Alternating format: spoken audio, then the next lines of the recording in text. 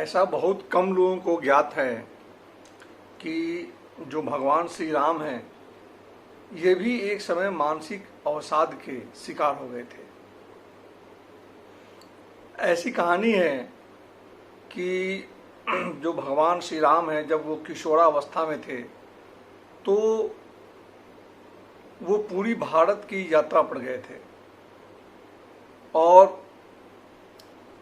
भारत की यात्रा के दौरान, तीर्थ स्थानों की यात्रा के दौरान उन्होंने अनगिनत चीज़ें देखी थी। और जब वो पूरा भारत भ्रमण करने के बाद अपने घर अयोध्या लौट के आए तो एकदम से खाने पीने में उनकी रुचि काफ़ी कम हो गई और उनका शरीर धीरे धीरे पीला पड़ने लगा। ये कहानी लगभग गौतम बुद्ध से मिलती है कि जब गौतम बुद्ध भी बाहर जाते हैं और जीवन में आती हुई बुढ़ापे को, मृत्यु को, बीमारी को देखते हैं तो उनके मन में भी लगभग ऐसी ही स्थिति पैदा हो गई थी। तो ये कहानी है कि जब श्री राम किशोर थे और घर में आने के बाद जीवन के प्रति उनका मोह भंग हो जाता है, उसी समय विश्वामित्र आते हैं और राजा दशरथ से प्रभु श्री राम की मांग रखते हैं।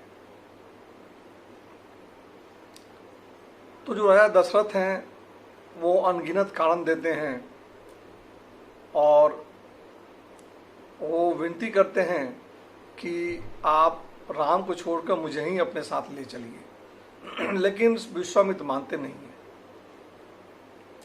अंत में जब राम की वस्तु स्थिति सामने आती है, जब वो बिल्कुल कांतिहीन, शरीर से काफ़ी कमज़ोर, जीवन से उदास और विरक्त आते हैं सामने, तो विश्वामित्र और वशिष्ठ दोनों को लग जाता है कि श्री राम जी के मन में कोई दुविधा है। तो इस बात पर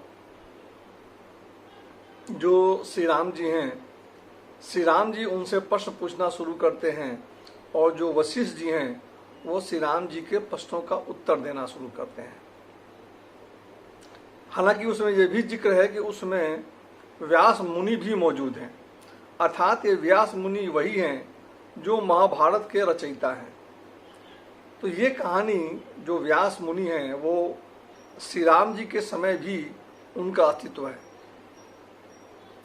तो ये जो वार्तालाप वशिष्ठ और श्री राम जी के बीच हुआ, इसको योग वशिष्ठ महारामायण के नाम से जाना जाता है, जिसकी रचना आदि कवि वाल्मीकि मुनि ने की थी। तो अनगिनत प्रश्न है श्री राम जी के और उनके समाधान बताए गए हैं वशिष्ठ द्वारा। यहाँ पे यदि हम तुलना करें तो वशिष्ठ जी का स्थान महाभारत में श्री कृष्ण की तरह है और श्री राम जी अर्जुन की तरह वशिष्ठ जी से प्रश्न पूछते हैं। तो जब वशिष्ठ मुनि प्रभु श्री राम के प्रश्नों का उत्तर देते हैं तो इसी उत्तर के दौरान उत्पत्ति अध्याय है, वो बहुत सारी चीज़ें बताते हैं कि सृष्टि का जन्म कैसे हुआ, सृष्टि का कारण क्यों है, ये सारी चीज़ें बताते हैं।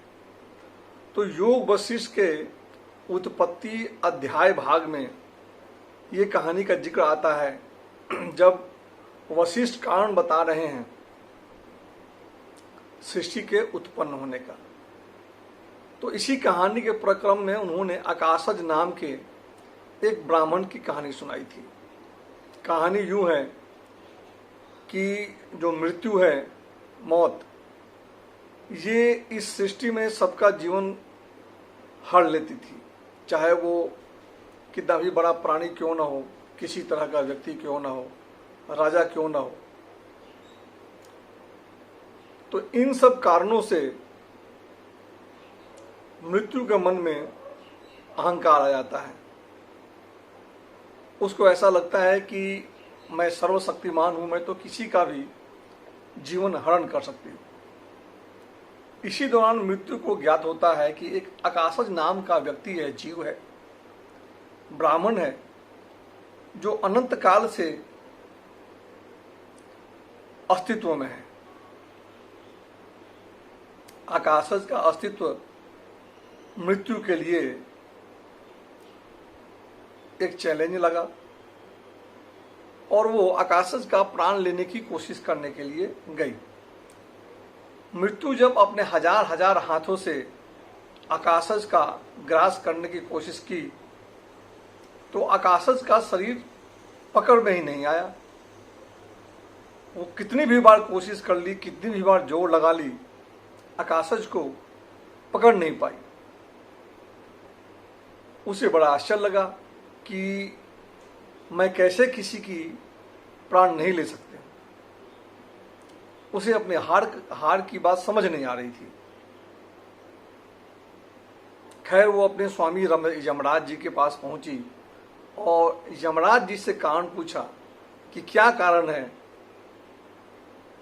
जिस कारण से मैं इस आकाशज नाम के ब्राह्मण की प्राण हरण नहीं कर पा रही। तो यमराज जी ने बताया कि इसके लिए तुमको यदि ऐसा लगता है कि तुम किसी के प्राण लेने में सक्षम हो तो तुम भूल कर रही हो।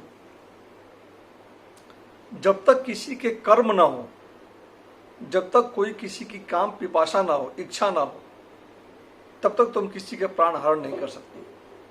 तो पहले तुम जाके देखो कि ये जो आकाशज नाम का ब्राह्मण है, इसके कर्म कहाँ छिपे हैं। उसी से तुम्हें उसे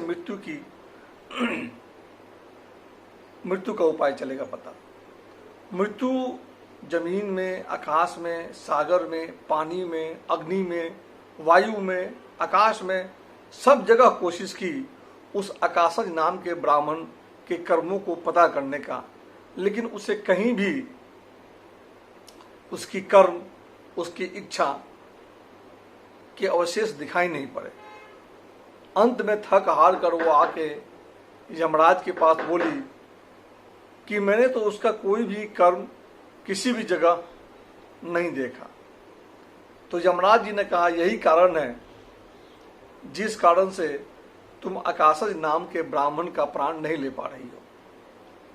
तो ये कहानी बताते हुए इस तरह से जो मृत्यु यमराज की सेविका थी उसको ये बात समझ में आ गई कि जब तक किसी भी जीव, किसी भी की प्राणी के मन में काम पिपासा, कर्म का भाव न हो, तब तक उसके प्राण हरण करने मुश्किल है। तो इस तरह से वशिष्ठ मुनि ने श्री राम जी को बताया कि कर्म की स्पृहा ही इस सृष्टि के जन्म का कारण है। ये सृष्टि जो प्रतीत होती है, ये कर्म की स्पृहा के कारण ही प्रतीत होती है। बाद में श्री राम जी ने बताया कि क्या आप जो आकाशज नामक के ब्राह्मण थे, क्या वो ब्रह्मा थे? तो वशिष्ठ जी ने बताया हाँ, ये ब्रह्मा जी थे जिनका जो शरीर था वो मानव शरीर था, वो स्थूल शरीर नहीं था और वह हर तरह के कर्मों से मुक्त था। तो इस तरह से ये कहानी आई कि जब तक किसी भी व्यक्ति के मन में इच्छा रहती है, स्प्रिया रहती है, कर्म की पिपासा रहती है, तब तक जीवन में आना जाना रहता है। तो ये जो योग वशिष्ठ की कहानी है, ये बहुत कुछ गौतम बुद्ध की कहानी से मिलती जुलती है। जो गौतम बुद्ध ने कहा था कि जीवन में दुख है और दुख का कारण इच्छा है, तो इच्छा के पार जाएं तो जीवन से पार जा सकते हैं।